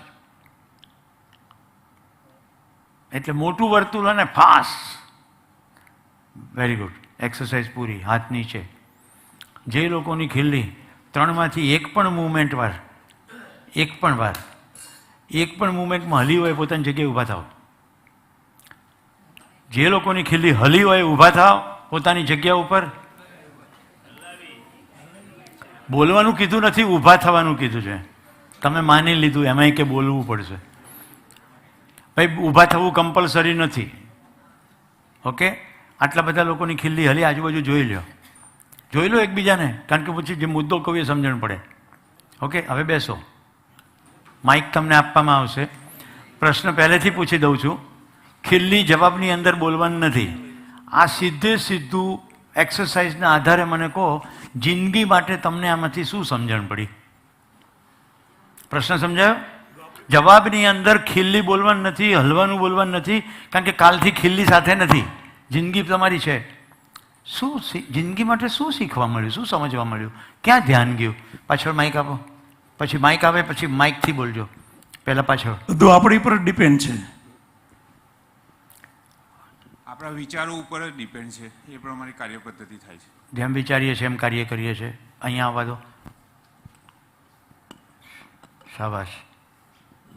જેવું વિચાર્યું તેવું આચરણ થયું. વિચારીએ છીએ એવું આચરીએ છીએ, વિચારીએ છીએ એવું જ આચરણ કરીએ છીએ. બહુ જ સરસ. તમારા ઉપર શ્રદ્ધા છે એટલે એ શ્રદ્ધાના જોરે અમે એવું અનુભવ કરીએ છીએ. એ વધારે પડતો શબ્દ છે, માફી માગું છું. મારા પ્રત્યે શ્રદ્ધા નથી રાખવાની, શ્રદ્ધા જ્ઞાન તરફ હોવી જોઈએ. મારા દ્વારા પ્રવાહિત થયું છે એની તો મને ખુશી છે. રાઈટ. હું પણ તમારી જો વિદ્યાર્થી છું. જેવી દ્રષ્ટિ તેવી સૃષ્ટિ. ક્યાં છો? હા બોલો. મેં કહ્યું છે બધાને જવાબ આપતી વખતે ઊભા થાઓ, કારણ કે કેમેરામાં તમને કેપ્ચર કરવામાં આવે છે. તમને ખૂબ લોકો જોઈ રહ્યા છે. તમારે કેપ્ચર કરવું ઇમ્પોર્ટન્ટ નથી, તમારો જવાબ પકડાય તો ઘણા બધા લોકોને એની ફેર પડવાનો. જેવી દ્રષ્ટિ તેવી સૃષ્ટિ. એવું છે ખરું? મને તો આજે દેખાડો. હું નવો પ્રસ્તાવ મૂકું છું. જેવી સૃષ્ટિ છે, જેવી છે, એક્ઝેક્ટલી છે, એવી જો મારી દ્રષ્ટિ થઈ જાય તો સુખ જ સુખ છે. મારી દ્રષ્ટિ પ્રમાણે સૃષ્ટિ ચાલતી નથી. તમારો ભાવ પકડાઈ ગયો પણ શબ્દ પ્રયોગ જુદો. માઇક. જે કર્યું એની પર વિશ્વાસ રાખો. જે કાંઈ પણ થઈ રહ્યું છે એનું કમાન્ડ આપણે પોતે જ આપેલું હોય છે. જે પણ થઈ રહ્યું છે એનો કમાન્ડ આપણે જ આપ્યો છે. આપણી મનની ગતિ પ્રમાણે આપણે ચાલીએ છીએ. મનની ગતિ પ્રમાણે ચાલીએ છીએ. વિચારીએ એવું થાય છે. આપણે સંજયભાઈ બોર્ડ રબ કરી નાખો તો. નહીં સંજયભાઈ તારું કામ તર કરવાનું. મનની એકાગ્રતા. આપણે મનમાં નિબંધનું શીર્ષક નહીં બોલવાનું બા, આખી લીટી બોલવાની. કારણ કે આગળ તો બધું બોલી શકે, મનની એકાગ્રતા રાખવી નહીં. એટલે આગળ બોલો. પૂરા ધ્યાનથી જે કાર કરી રહ્યા છે એની એકાગ્રતાથી આ ચાલે. ખીલીને ચાલે એવી વાત નહીં કરવાની, જિંદગીની વાત નહીં. મનની એકાગ્રતાનું જ કહું છું. હા, મનની એકાગ્રતાથી બધું થાય. Okay good. સાવલિયા સાહેબ. આપણે જેવા વિચારો કર્યા એના વાઇબ્રેશન બ્રહ્માંડમાં ગયા અને એ પ્રમાણેની ક્રિયા થઈ. આવ્યું ને ખીલી? ના પાડી તેમ કે ખીલી નહીં બોલવાનું. ખીલી બોલ્યો જ નથી. એ પ્રમાણે હલ્યું કીધું જ ખરું. હવે એ બોલ્યો ખીલી ના. મેં કીધું જિંદગીનું શું કરશું? ખીલી બી નહીં, હલવાનું બી નહીં. આપણે આપણી જિંદગીને જે રીતની ક્રિયા કરાવવાની છે એ પ્રમાણે વિચારું એટલે એના બ્રહ્માંડમાં એના વાઇબ્રેશન જશે ને એ પણ પ્રમાણે. બ્રહ્માંડને હું કામ વચ્ચે લઈ આવો છો? તમારો જવાબ સાચો છે, પણ મારું એમ કેવું છે બ્રહ્માંડને વચ્ચે લાયા વગર સિમ્પલ આ બેન બોલ્યા હતા જેવું વિચારીએ એવું આચરણ થશે. તમે બોલ્યા હતા જ્યારે મનની એકાગ્રતાથી જે કોઈ કાર્ય કરવામાં આવે તો એની સફળતા મળે છે. ઓકે છે ના ના તમારી ભાષામાં બોલો. મનને જે કંટ્રોલ મન જે વિચારે છે ને કરે છે એ જોવા મળે છે આપણને. જુઓ હું પ્રસ્તાવ મૂકું છું, કેટલાને આ યોગ્ય લાગે છે. જેવો વિચાર હોય તેવું જ કાર્ય કરીએ અને વ્યવહાર કરીએ. ગાયને દોઈએ ને એને કાર્ય કહેવાય, કૂવામાંથી પાણી કાઢીએ એને કાર્ય કહેવાય, ભીંડાને શાકભાજીને બનાવવા માટે તોડીએ એને કાર્ય કહેવાય. વસ્તુઓ, વનસ્પતિઓ, જીવો સાથે જે પણ શ્રમ કરીએ એને કાર્ય કહેવાય. માનવો સાથે જે શ્રમ કરીએ એને વ્યવહાર કહેવાય. સુવિધા મેળવવા માટે કાર્ય કરવું જ પડે અને સુખ મેળવવા માટે વ્યવહાર. પણ જેવો વિચાર હોય એવો વ્યવહાર થશે. હવે વિચાર જો જ્ઞાનમાંથી આવતો હોય, સમજણમાંથી આવતો હોય, જાણવામાંથી આવતો હોય તો શું થશે? તમારી સામે કોઈ પણ ઘટના ઘટશે, જેવી ઘટના ઘટશે તો વિચાર કેને અનુરૂપ આવશે? જેવું જ્ઞાન હશે એવો વિચાર આવશે. તો તમે તદનુરૂપ કાર્ય અને વ્યવહાર કરશો. પણ જો જ્ઞાન નહીં હોય તો જે સ્થિતિ હશે એને જ ભ્રમ કહે છે. તો ભ્રમની અંદરને અનુરૂપ વિચાર આવશે અને એને અનુરૂપ જ કાર્ય થશે ને એને અનુરૂપ વ્યવહાર થશે. જો એક ભ્રમ બતાવું છું. લોકો માણસોને વાપરે છે અને પૈસાને સાચવે છે. હોવું યોગ્ય શું લાગે તમને?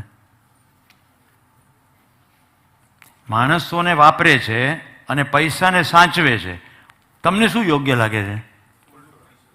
ઉલટું. માણસોને સાચવવાના અને પૈસાને વાપરવાના. કારણ કે પૈસાથી સુવિધા છે, પણ કોઈ પણ સુવિધાની પછવાડે તો માણસ જ છે. કોઈ પણ પ્રકારની સુવિધા શ્રમપૂર્વક ઉત્પાદનથી જ મળે છે અને માણસ જ ઉત્પાદન કરે છે. તો સરવાળે માણસ જો સચવાય તો સુવિધાય છે અને સુખય છે. આ એક માન્યતા કે માણસ પણ સાધન છે. એટલે મોટી મોટી કંપનીઓમાં ડિપાર્ટમેન્ટનું નામ હોય છે હ્યુમન રિસોર્સિસ ડિપાર્ટમેન્ટ. હું જ્યારે MBA ભણ્યો ને તો કે કેટલા રિસોર્સિસ? તો કે મેન, મટીરિયલ, મશીન્સ, મની. તો મટીરિયલને વાપરો, મશીનને વાપરો, મનીને વાપરો અને માણસને પણ વાપરો. એટલે આખી કોર્પોરેટ સ્ટ્રેટેજી ઓછો પૈસો આપીને વધુ કામ કેવી રીતે લેવાય એને આપણે કીધું એફિશિયન્સી. કેટલાને સમજાય છે? ઓછો પૈસો આપીને, ઓછો પગાર આપીને વધુ કેવી રીતે લેવાય. જે આવું એસ્ટાબ્લિશ કરી શકે એને એક્સ્ટ્રાઓર્ડિનરી મેનેજર કહેવાય.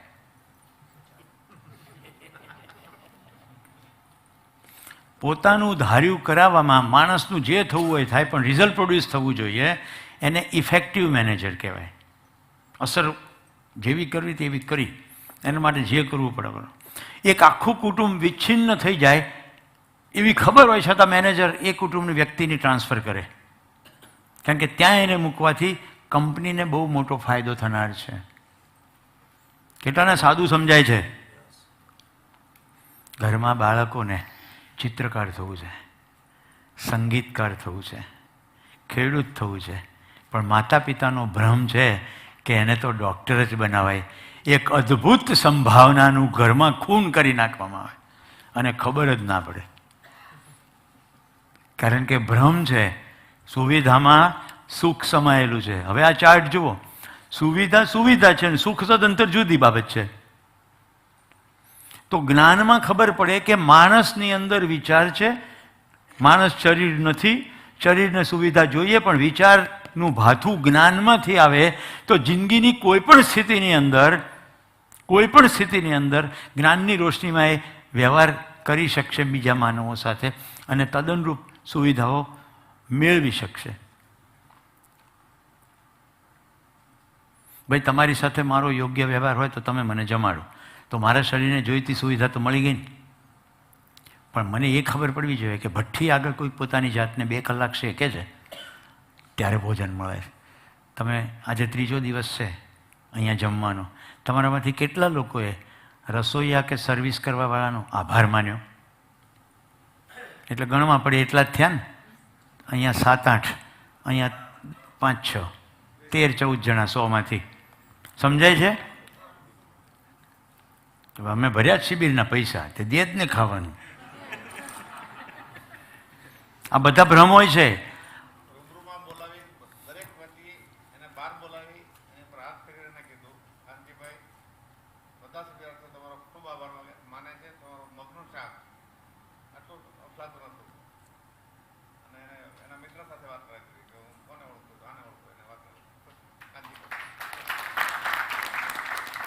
બધી ગૃહિણીઓ મારી સાથે સહમત થશે.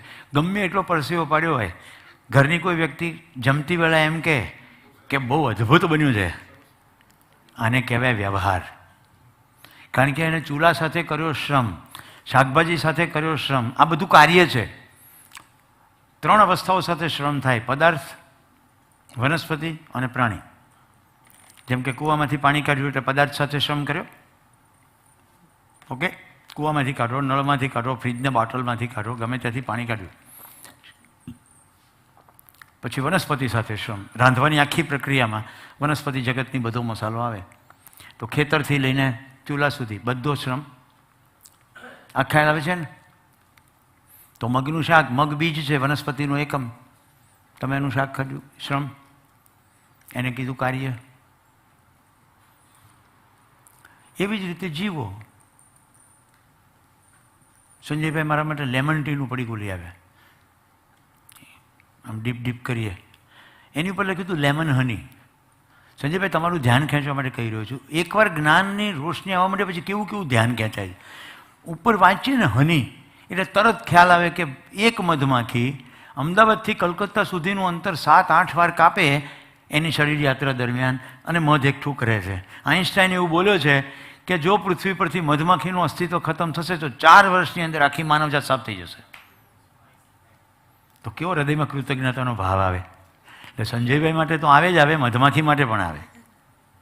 તો સુખ થયું કે નહીં? સમજણ પડવા માંડે તો સુખ થઈ જાય. તો મિત્રો 3 જગ્યાએ કાર્ય થાય, માનવ સાથે તો વ્યવહાર જ થાય. ઓકે, બીજા કોઈનો જવાબ? હજી આ એક્સરસાઇઝનો જવાબ બાકી છે. હા, I can do it. Very good Savaliya સાહેબ. જો સીધો જિંદગી માટે કહો, ખીલ્લીનામાંથી જે પ્રયોગમાંથી જવાબ મળ્યો હોય, બેટા એને કોથળીમાં 10-10નો બંચ બનાવવાનો એટલે ગૂંચવાઈ ના જાય. માની લેવાનું જે પરિણામ છે, માની લીધું, ગોળ ફરશે, આમ ફરશે, આમ ફરશે, એટલે થયું. મિત્રો સમાપન કરીએ. ખીલ્લી કદી ફરે નહીં, ખીલ્લી જળ પદાર્થ છે. તમે જ ખીલ્લી હલાવી છે, પણ તમારો હાથ તો સ્થિર હતો, ખીલ્લી હલી એટલે તમને ચમત્કાર જેવું લાગે. સંસારમાં ક્યાંય ચમત્કાર છે નહીં. તમારા પ્રશ્નનો જવાબ છે પ્રસાદનો સ્વાદ એ જ હોય છે, પણ પહેલેથી માની લીધું છે.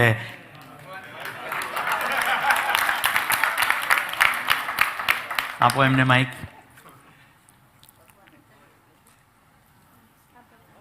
કારણ કે કોઈ જ રસાયણનો નિયમ બદલે.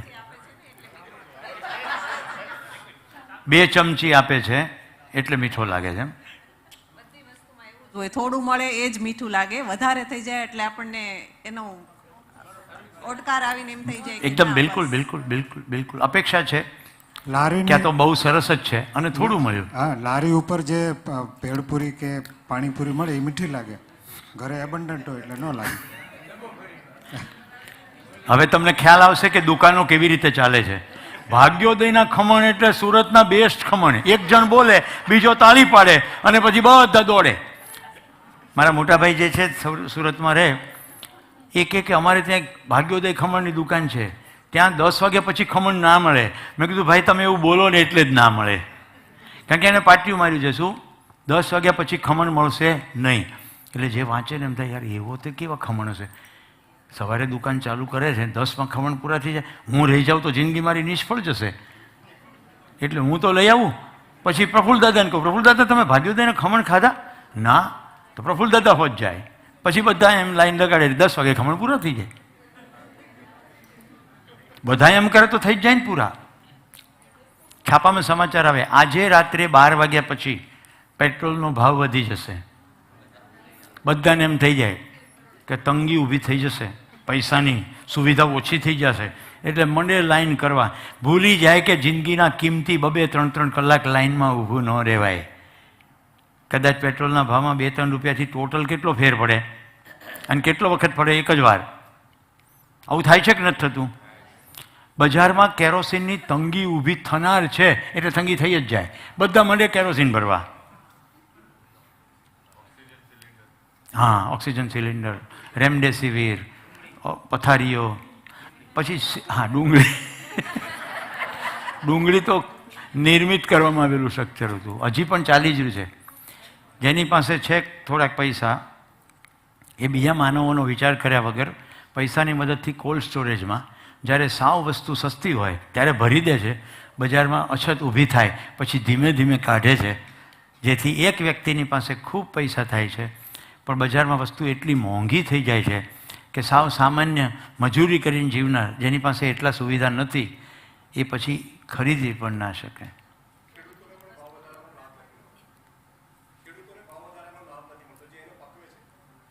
એ જ તો કહું છું, જેની પાસે પૈસા છે એ આ કરે છે, કારણ કે એને બીજા માણસો પ્રત્યે સંબંધનો ખ્યાલ જ નથી.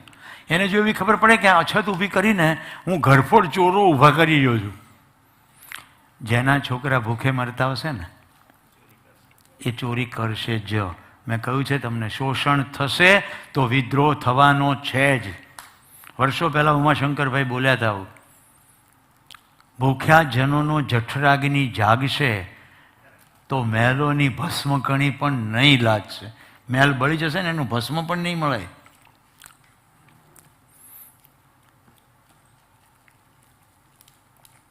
જો એક ખેડૂતની વાત કરું, ભારત ભૂષણ ત્યાગીજી એનું નામ, ઉત્તર પ્રદેશમાં, જેમને ફ્રેન્ડ ઓફ અર્થ ધરતી મિત્રનો એવોર્ડ મળ્યો છે, પદ્મશ્રી.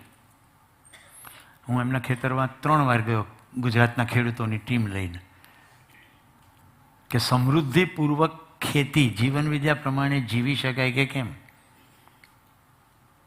એ લોકો નીચેથી બટેટા કાઢતા હતા ખેતરમાં. હું જોઉં કે અમુક બટેટા છોડી દેતા હતા. મેં કીધું કેમ છોડી દો છો? તો કે બધું આપણે જ ખાઈ જવાનું, નીચે ખાનારા નથી. અમે ખેડ કરતા નથી, ખેડ કરવા માટે ઓલરેડી જંતુઓ કામ કરે જ છે. બધાને ખબર હશે અળસિયાને બધી એક્ટિવિટી, ખેડૂતોને મારે કહેવાનું ના હોય. ઉપર જે હતું એમાંનું કેટલું કાઢતા નહોતા, ફ્રૂટ્સમાં પણ છોડી દેતા હતા કે અહીંયા વાંદરાઓ આવશે એને ખાવા જોઈશે, પક્ષીઓ આવશે એને જોઈશે. કુદરત તો બધા માટે ફ્રૂટ પકાવે છે, હું એકલો લઈ જાઉં એ અપરાધ કહેવાય. 1 મિનિટ પહેલાં પોઈન્ટ સમજી લો. શું આવું કરવાથી વધુ સુવિધા માટે પૈસા મળે? યસ. 20 માણસો કામ કરતા હતા. એમણે કીધું કે આમાં કોઈ મજૂર નથી, પટ્ટો જમીનનો મારા નામે છે, પણ આ બધા જમીનના માલિકો છે, કોઈની ઉપર શાસન કરવામાં આવતું નથી. બધા ખેડૂત ખેતી સમજે છે, એમને કહી દીધું છે આ તમારી ખેતી છે, તમારે કરવાની છે. તમે નક્કી કરો કેટલા વાગે ખેતરે આવવાનું છે, તમે નક્કી કરો કેટલા વાગે ઘરે જવાનું છે, શું કરવાનું છે, તમને આવડે જ છે. મેં કીધું વેતનનું કેવી રીતે? કે બધી જે આવક થાય છે એ સંયુક્ત રાખવામાં આવે છે, જેમ જેમ જરૂર પડે એમ લે છે. તમે કોઈને લોભ થતો નથી? તો કે ના, જેને જેવી જરૂર છે એમ જ લે છે. બધાને સમૃદ્ધિનો ભાવ છે કે લઈ લેવાની શું જરૂર છે, આપણા જ પૈસા છે ને, તો ઘરે લઈ જવાની શું જરૂર છે. બાંદામાં પ્રેમસિંહભાઈ એક ખેડૂત છે, એમના પણ યુટ્યુબ પર ખૂબ વિડીયો છે. ભારત ભૂષણ ત્યાગીજી તો આખો ક્લાસ ભણાવતા વિડીયો છે કે કેવી રીતે સમૃદ્ધિપૂર્વક ખેતી કરી શકાય, અપરાધ કર્યા વગર જીવન વિદ્યા પ્રમાણે ખેતી કરી શકાય, પૂરતી સુવિધા પ્રાપ્ત થઈ શકે. તમને મિત્રો જાણીને આનંદ થશે, ભારત ભૂષણ ત્યાગીજી લગભગ મારી વયના છે. એમના પત્ની, એમનો દીકરો અને એમના દીકરાની પત્ની, અમે 35 જણા હતા. ભારતભૂષણ જે અમારી સાથે વાત કરતા હતા, બાકીના તમામ લોકોએ અમને બાજરીના ઝાડના રોટલા જાતે બનાવીને જમાડ્યા. અને આખો દિવસ, આખું વરસ આખા દેશમાંથી સતત મહેમાનો આવે જાય છે, સતત પરિવાર ભાવથી જમાડવામાં આવે છે. પંજાબ યુનિવર્સિટીના PhD કરતા વિદ્યાર્થીઓ પણ આવે છે. બધું જ સહયોગથી ચાલે છે. જેને એમ થાય કે આમને રોજ જમાડવાનું, તો સહયોગ આપવાનું મન થાય તો સ્વીકારે, કોઈ ના આપે તો કંઈ જ નહીં. પરિવારનો ભાવ જીવી શકાય છે સમૃદ્ધિપૂર્વક. નામ તમે લખો જ લખી લેજો, યુટ્યુબ પર મળશે.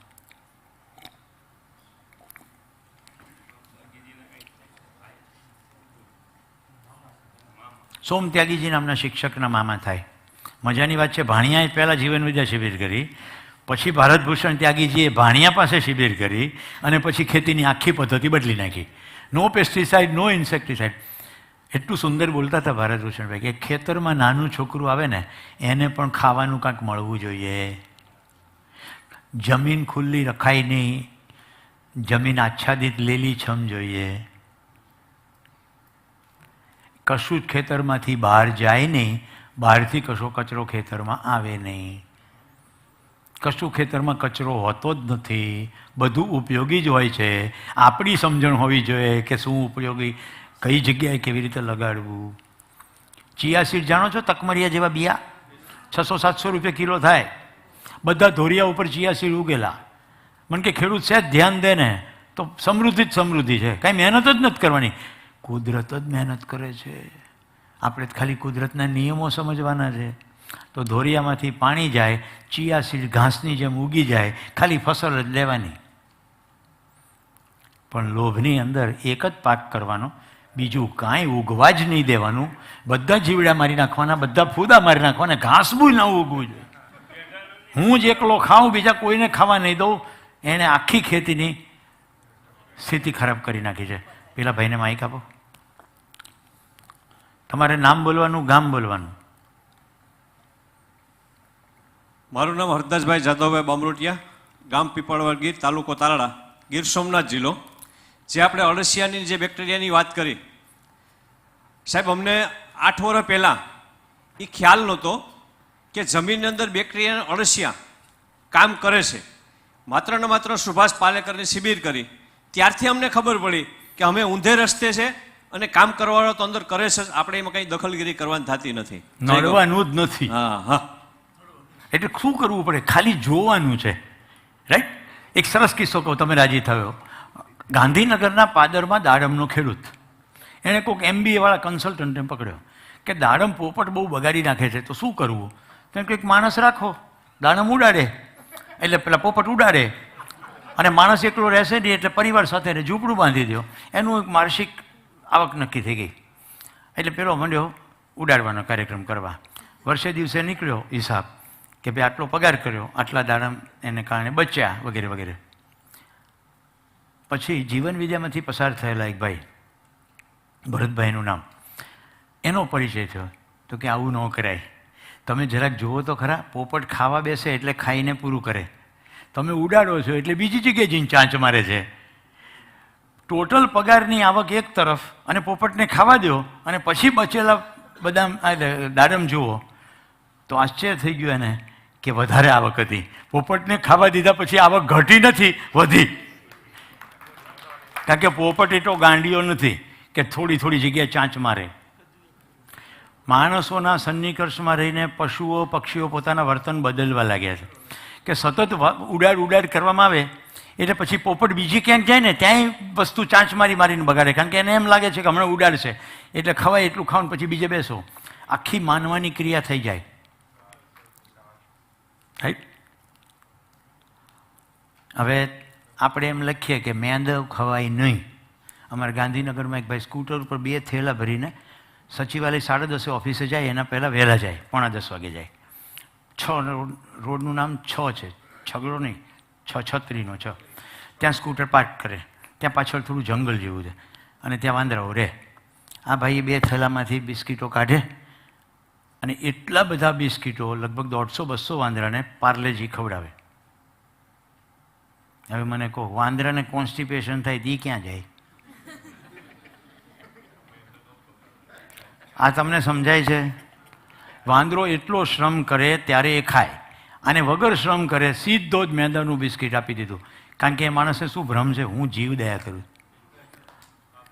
આપણા ચહેરા કોઈકના ભોળા જોઈને આપણે આપણી માન્યતા કબૂતર ઉપર ફિટ કરી કે કબૂતર બહુ ભોળું છે, એટલે જ્યાં જગ્યા મળી ત્યાં મંડ્યા દાણા નાખવા.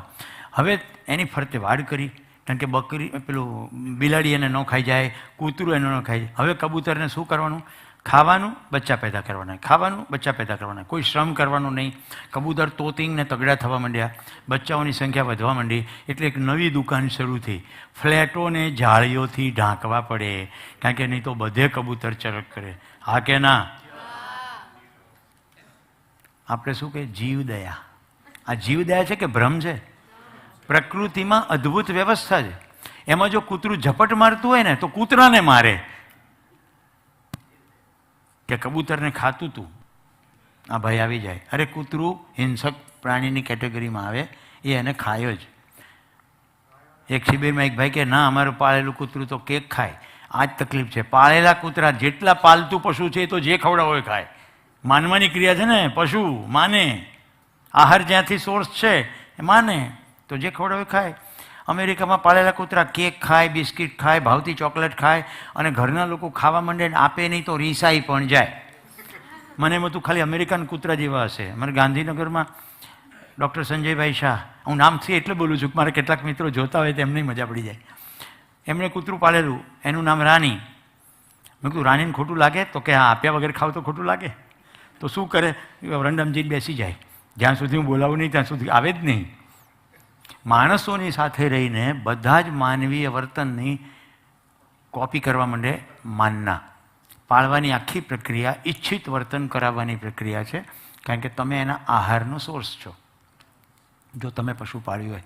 કોને માઇક જોઈતું હતું? હા,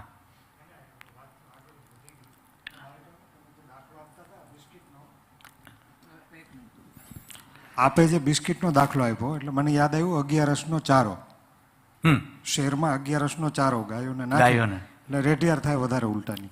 રેઢિયાળ પણ થાય. જે ગાયો પાળનારા છે, પાલકો એને ખવડાવે નહીં. ખબર જ છે કે 2 દિવસ પછી ચારો મળવાનો છે, ભૂખી રાખે. કઈ પ્રકારની ગૌ સેવા છે?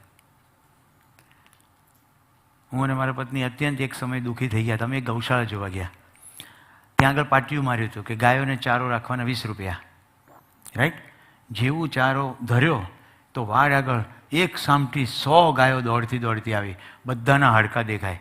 ગાયોને કમ્પલસરી ભૂખી રાખે તો જ આ દુકાન ચાલે, નહીં તો આપણી ગાવડી માઓ ભૂખી ના હોય ને તો ખાતી નથી.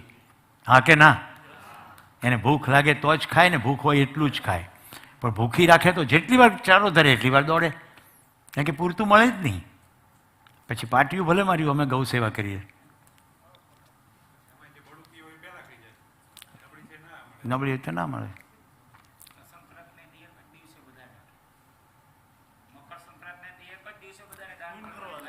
યસ. હવે જો મકર સંક્રાંતિમાં ખવડાવવાનું છે એટલે હાથે કરીને એવું કરવામાં આવે કે ગાયો ભૂખી જ રહે, અને હાથમાં દંડો લઈને એનો પાલક ઊભો હોય. હા, ઓવર ઇટિંગ.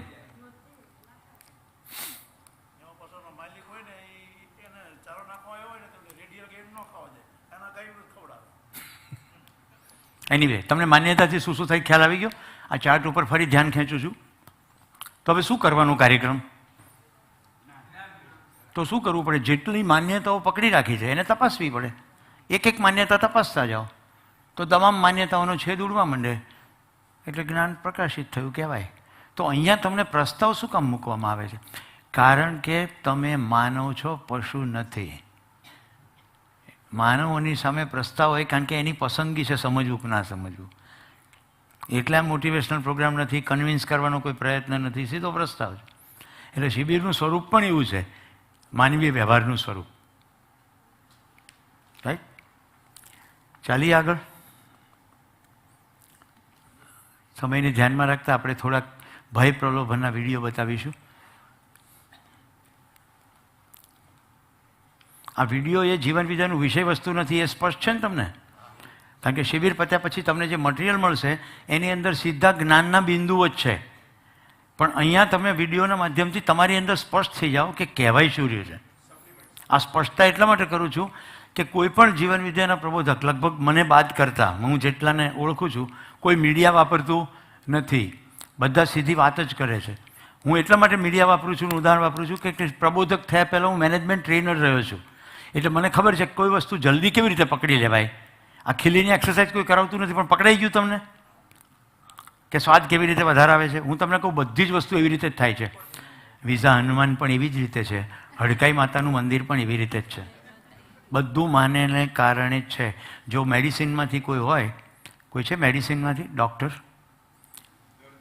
ઓકે, તમને પ્લેસિબો શબ્દ આપું છું, પ્લેસિબો, રાઈટ? પ્લેસિબો ઇફેક્ટ એને કહેવાય કે ડૉક્ટર તમને સાદી કેલ્શિયમની ટીકડી આપે અને તમને કહે કે તમને અમુક ખાસ પ્રકારની દવા આપવામાં આવી છે, તોય તમને સારું થવા માંડે. પ્લેસિબો ઇફેક્ટ એટલી હદ સુધી છે, મારા સગા ફોઈ માંદા પડે ને તો મારા મોટાભાઈ જે છે, પિતરાઈ મોટાભાઈ, એ દવા આપે ને તો સારું ના થાય. તાવ આવતો હોય તો પેરાસિટામોલ જ આપવાની હોય ને, કે રસીક આપે એની દવામાં દમ જ ન હોય. આ એમની માન્યતા. એટલે મારા મોટાભાઈ શું કરે કે એ મારો ભાઈ ફોઈનો દીકરો ફોન કરે કે બાને સારું નથી, તો કે આ ડૉક્ટર સાવલિયાને મોકલું છું. પછી કોઈ બીજું જ જઈ આવે અને ડૉક્ટર સાવલિયાની દવા એટલે ભાઈએ જ મોકલી હોય એ આપે એટલે સારું થઈ જાય. ક્યાંય નામ આવવું જોઈએ નહીં. આ પોઈન્ટ સમજાય છે? પ્લેસિબો ઇફેક્ટ, આની પર બહુ બધું રિસર્ચ થયું છે.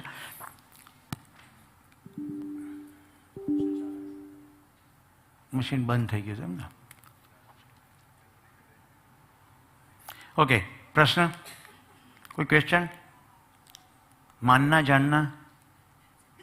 તો કેટલી કેટલી માન્યતાઓ છે? હું શરીર છું, સુવિધામાં સુખ સમાયેલું છે, સંસારની તમામ સુવિધાઓ મારા નામે કરી દેવામાં આવે તો હું સુખી થઈશ.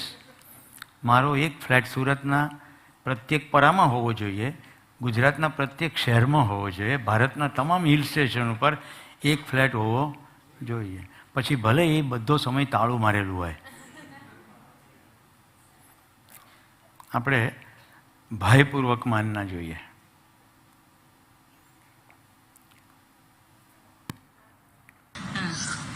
હવે આ વિડીયો તમે જુઓ ત્યારે ધ્યાન રાખજો શું કહેવાય રહ્યું છે? ભયથી માનવાનું. હવે આ ભયથી માનવાનું બાલ્યાવસ્થાથી શરૂ થાય છે, એકદમ નાના હોય ને ત્યારથી શરૂ થાય. સંજયભાઈ, સિન્ક્રોનાઇઝ.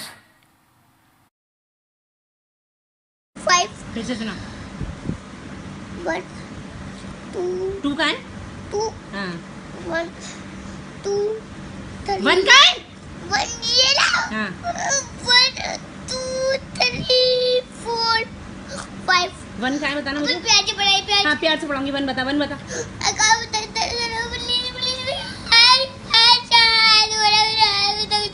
अच्छा हेडेक हो रहा है. 1 बना. तो प्यार से कहिए. हाँ 1 बता. 1 से पढ़. हाँ. आवाज निकाल के पढ़ यहाँ से 1 से. आवाज से. 3. ये 3 है ये? नहीं 4 है. 4 है ये? नहीं कुछ भी नहीं है.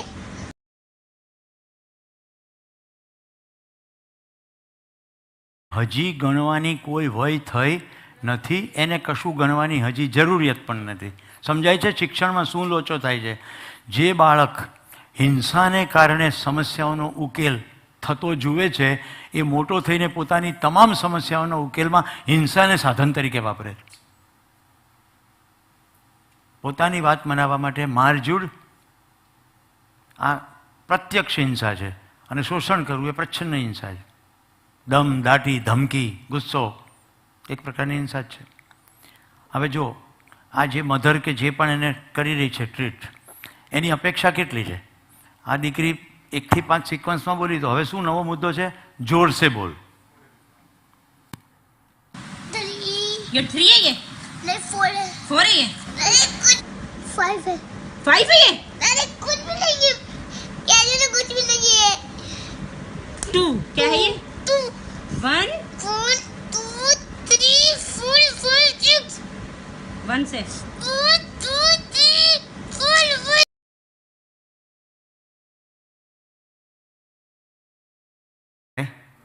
હવે તમારી સામે કામ છે. હવે તમારી સામે કામ છે. તમારા છોકરા મોટા થઈ ગયા હોય તોય તમને કામ દેખાવું જોઈએ કે સમાજની અંદર જો આવી જ રીતે શિક્ષણ ચાલ્યું તો આપણે આતંકવાદીઓ રોજ ઘરમાં જ ઉત્પન્ન કરી રહ્યા છીએ.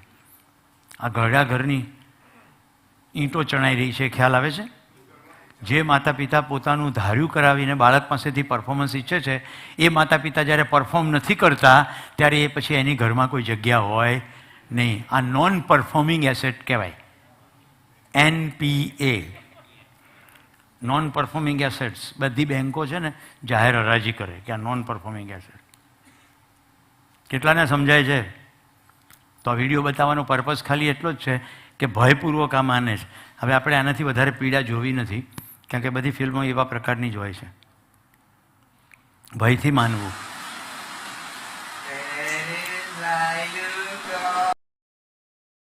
છે બરોબર. કેવી રીતે માનવાની ક્રિયા થાય છે એ જ આપણે સમજી રહ્યા છીએ. એટલે જાણવાની જ્યારે છલાંગ મારીએ ત્યારે માનવાની ચુંગાલમાંથી બહાર નીકળી શકીએ. એટલે બધું માનવાનું કેવી રીતે થાય છે બતાવું છું. એને મનની અંદર વિઝ્યુઅલ ફિક્સ છે. પિતા પ્રેમ કરે છે, આવા છે.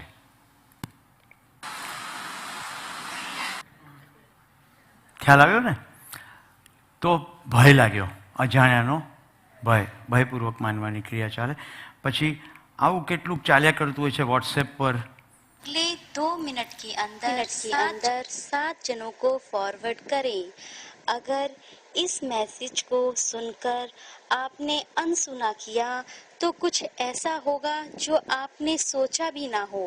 और अगर आपने तुरंत 7 जनों को फॉरवर्ड किया तो 24 घंटे के अंदर आप बहुत ही ज्यादा अच्छी खुशखबरी.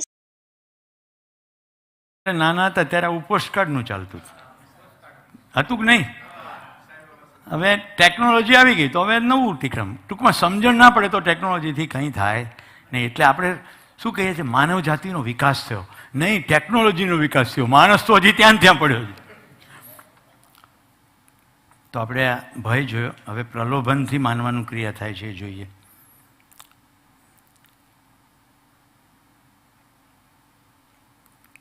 આમાં લેબલિંગ બહુ ના જોવું.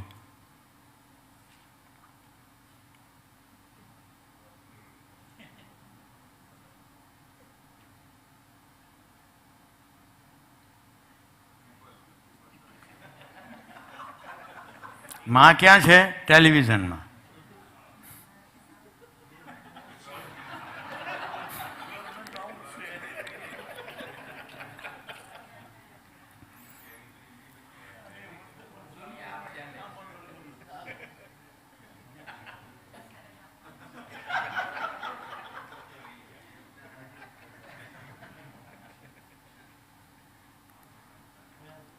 પ્રલોભન, કશુંક મેળવવાનું પ્રલોભન.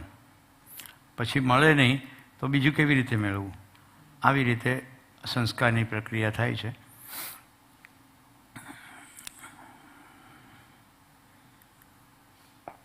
શિયાળો આવે ને એટલે કે ભાઈ બહુ સરસ મૂળા ખાઈએ ને તે તંદુરસ્તી સારી રહે. ઓકે, આ ગટરના પાણીથી મૂળા ધોવાઈ રહ્યા છે. मान्यता શું છે? સબ્જી ખાના સ્વાસ્થ્ય કે લીએ અચ્છા હૈ. આ બધું જાણવા તરફ લઈ જવા માટે હું કહી રહ્યો છું. આપણે બધું કેવું માનીને ચાલીએ. ધોળો ગોળ, હજી ધોળો આપો, શાક કાળું થાય છે. શું નાખો ત્યારે ગોળ આટલો ધોળો થાય? Surf Excel. Law Garden Ahmedabad જો બઠિયા રાણી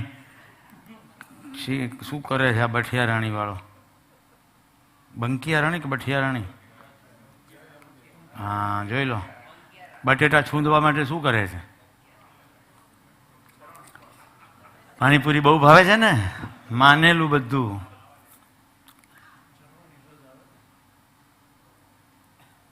પ્રલોભન, ફ્યુલ બચાવવાનું, જિંદગીનું જે થવું એ થાય.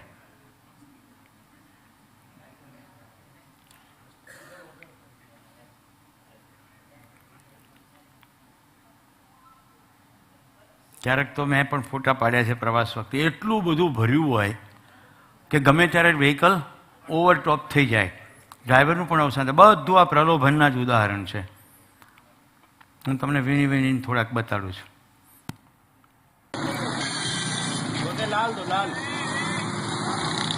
જોઈ રહ્યા છો લીચી, એની અંદર થોડી ગંદી ગાળો છે એટલે આખી ફિલ્મ નહીં બતાડું. આપણે શું માનીએ હા લાલ ચટાક, કેટલી સરસ લીચી હતી. જ્યાં લોભિયા છે ત્યાં પછી ધોતારા ભૂખે મરે નહીં. તમારે લાલ જ જોઈએ છે. દર ઉનાળામાં આપણા ભાઈઓ બહેનો કાછિયા પાસે તરબૂચ લેતી વખતે કહે છે મને ડગળી પાડીને બતાડો. હવે ડગળી પાડ્યા પછી લાલ ના નીકળે એટલે એ તરબૂચ લેતા નથી. એક લારીની અંદર 150 તરબૂચ કરવાનો શ્રમ તો સરખો જ લાગ્યો, હા કે ના? શ્રમ સરખો લાગ્યો. તરબૂચ રિજેક્ટ થયા. સમજો 100માંથી 30 તરબૂચ રિજેક્ટ થઈ ગયા તો હવે 70 તરબૂચ રહ્યા. તમે પૈસા 70 ના આપો છો, 30 રદ બાતલ ગયા એટલે શ્રમ પણ નકામો ગયો. પૈસા વધારે તો આપશો નહીં કે ભાઈ એવરેજમાં 70 ના હવે વધવા જોઈએ. બજાર નક્કી કરે છે, કાછીઓ તો નક્કી કરી શકતો નથી. સમજાય છે ને? ખેડૂત જ્યારે તરબૂચ લઈને આવે છે ત્યારે એનો ભાવ કોણ નક્કી કરે છે? હોલસેલવાળો, દલાલ નક્કી કરે છે. ત્યાર પછી એ બજારમાં ભાવ સેટ થાય છે. હવે તરબૂચ મીઠું ના નીકળે, એમાં કાછિયાનો કંઈ વાંક? તમે બીજે દિવસે એની સાથે ખરાબ વ્યવહાર કરો છો તો પછી એ તરબૂચમાં સેક્રીનના ઇન્જેક્શન નહીં આપે? આપણે પીડા જાણવાની કોશિશ કરતા નથી કે આ કેમ થાય છે. હું ભરૂચ પાસેના એક ખેતરમાં કેળા પેક થઈને ખટારા બહાર આવતા હતા એટલે હું ત્યાં ગયો. મેં કીધું તાજા કેળા ખાઈએ. કેળા ખાવા તો ના મળ્યા પણ રિસેસનો સમય હતો એટલે ઘણી બધી ખબર પડી ગઈ. કેળા રસાયણમાં બોળવાથી કેવી રીતે પીળા થાય. ત્યારે તો પીળા નહોતા થયા પણ એ જે માણસ કામ કરતો હતો એને બધું કહી દીધું. આ પ્રલોભન જે છે ને એ બહુ જ ખતરનાક વસ્તુ છે. દેખાતું નથી કે હું થોડું સસ્તું લઉં પણ સસ્તુંથી શોષણ થાય છે. વાડીલાલ આઈસ્ક્રીમની દુકાને જઈને કોઈ દિવસ શોષણ પ્રશ્ન પૂછો છો કે 35 રૂપિયાનો કપ છે જરા વ્યાજબી રાખ, 32 લેજે? નહીં. શાકભાજીવાળા પાસે બધા જ પ્રકારનો ભાવતાલ કર્યા પછી લીંબુ તો જો કે હવે નથી મળતા, આદુ મરચા કોથમીર ફ્રીમાં, હા કે ના? ક્યારે એવો વિચાર આવ્યો કે આની સાથે સંબંધ બાંધવાનો શ્રેષ્ઠ રસ્તો છે કે હું તારે ત્યાંથી શાકભાજી લઈશ, તું સારામાં સારું મને આપજે, હું ભાવતાલ નહીં કરું. એટલા માટે નહીં મારી પાસે વધારે પૈસા છે પણ એટલા માટે તારા શ્રમનું મને સન્માન છે. ભાષા પણ જોઈએ ને ભાવ પણ જોઈએ.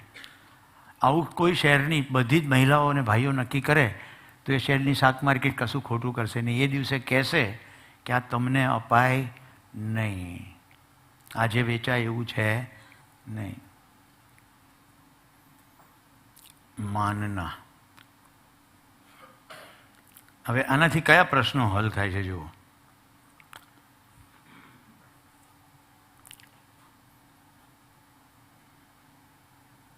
Guinness book of world record હોય છે આ બધા. આટલા વાળ લઈને ફરે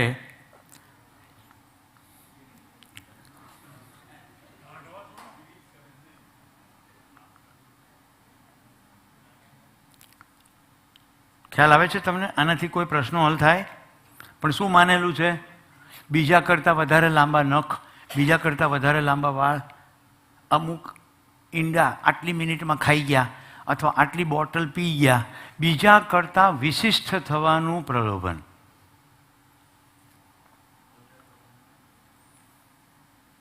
અને છેલ્લે આસ્થાથી માનવું. મિત્રો, આસ્થાથી માનવામાં મને સૌથી મોટું ભયસ્થાન એ દેખાય છે કે તમે જો જાણવાની કોશિશ કરશો તો આમાંથી છલાંગ લાગશે, નહીં તો તમારો શિબિર અંદર બંધ થઈ જશે. કે સુરેશભાઈ તો આવું કહેતા હતા. એટલે હું તમને એક વિડીયો બતાડું છું, તમારી જાતે કોશિશ કરો. लालबागचा राजा मुंबई. एक अशी बातमी आहे ज्यामुळे तुम्हाला कदाचित त्रास होऊ शकेल. गणरायाचं आगमन झालेलं आहे. गणपती बाप्पाच्या भक्तीत सगळा देश तल्लीन झालाय. बाप्पाच्या दर्शनासाठी भाविक तासन तास रांगेत उभे राहत आहेत. मात्र हेच भाविक आपल्या देवाजवळ पोहोचल्यावर त्यांना नेमकी कशी वागणूक दिली जाते. આ બધા બાઉન્સર છે. मुंबईतला प्रसिद्ध नवसाला पावणारा अशी ख्याती असणाऱ्या लालबागच्या राजाच्या दरबारातली ही दृश्य શું તમને આ સ્વીકૃત છે? मंडळाचे कार्यकर्ते भाविकांसोबत गैरवर्तन આખા સમાચાર આપણે જોવા નથી. બાહુબલી નામની એક ફિલ્મ આવી હતી. મંદિરમાં જતી વખતે જે મિસબિહેવિયર થયું એ ફિલ્મની સ્ટોરીમાં એવું હતું કે એની આંગળી ના કાપવાની હોય એનું સર કાપી નાખવાનું, એવું એની અંદર બતાવ્યું. મુદ્દો અહીંયા એ નથી. આ બોમ્બે ટેલિવિઝનમાં આ ઘટના ઘટી, અને તો જૂના સમાચાર છે. પ્રત્યેક વર્ષે સચ્ચાઈ ચાલુ રહે છે ને? Yes or no? I think મુંબઈવાળા માટે આ નવા સમાચાર નથી. પણ મને જણાવતા દુઃખ થાય છે, લાલબાગ ચા રાજાની માન્યતા એટલી દ્રઢ થઈ ગઈ છે કે હવે ગાંધીનગરની અંદર સેક્ટર 22માં તો 22 ચા રાજા, સેક્ટર 3 તો 3 ચા રાજા, અમદાવાદની અંદર માણેકબાગ એરિયા તો માણેકબાગ ચા રાજા. જ્યારે કે ગણેશ ઉત્સવ તિલક મહારાજે ભારત દેશ એક થઈ જાય, કારણ કે ગણેશજી એવો આરાધ્ય દેવ છે કે ઉપરથી નીચે સુધી બધાને સ્વીકૃત છે, તો દેશને એક કરવા માટે એમણે ગણપતિ પૂજન શરૂ કરેલું. Yes or no? Plaster of પેરિસથી બનેલી મૂર્તિ આપણા તળાવો, નદીઓ પ્રદૂષિત કરે છે. Yes or no? દિવ્ય ભાસ્કરે ઝુંબેશ ઉપાડી અને માટીના ગણેશનું શરૂ થયું. પણ મુખ્ય મુદ્દો એ છે, આ મિસબિહેવિયર જો સ્વીકૃત નથી તો કેમ ચાલે છે? પ્રલોભન. કશુંક મેળવી લેવું છે, પૂજા કરીને દર્શન કરીને કશુંક મળી જશે, અને એમાં બધો ભ્રમ. હમણાં નહીં મળે તો પછી મળશે. હમણાં નોકરી મળી જશે, પ્રમોશન મળી જશે, જેના લગ્ન નથી થયા એને છોકરી મળી જશે, જેને લગ્ન થઈ ગયા છે એને છોકરા નથી થતા તેને છોકરા મળી જશે, એ છોકરાને નિશાળમાં એડમિશન મળી જશે, એ માંદા પડશે તો સાજા થઈ જશે, અને મોટા થયા પછી એના પણ લગ્ન થઈ જશે, પછી એને પણ છોકરા થઈ જશે, એને નિશાળમાં એડમિશન મળી જશે. કોઈકે પૂછ્યું હતું આ બધું આટલા બધા વર્ષોથી આટલા બધા લોકો કહે છે, એનો જવાબ મળી ગયો તમને? આપણે જોતા નથી. ભલે ટેલિવિઝન ઉપર બતાડવામાં આવે, જોઈએ કે આ મને સ્વીકૃત નથી. બીજાને પૂછે તમને આ સ્વીકૃત છે? હું આટલી બહેનોને પૂછું છું, તમારી સાથે કોઈ મિસબિહેવિયર કરે તમને સ્વીકૃત છે? જો તમને સ્વીકૃત નથી તો કેમ ચાલે છે? માનના. ધન્યવાદ. ભોજન વિરામ 3:30 મળીશું. દૂર બેઠેલા દર્શકોનો પણ ધન્યવાદ.